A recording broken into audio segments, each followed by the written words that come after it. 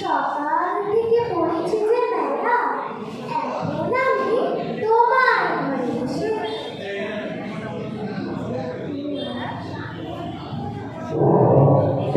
পড়বো শুধু পড়া পড়া খেলা। তুমি বলছো দুপুর এখন সবে, না হয় যেন সত্যি হলো তাই। একদিনও কি দুপুর বেলা হলে বিকেল হলো মনে করতে নাই?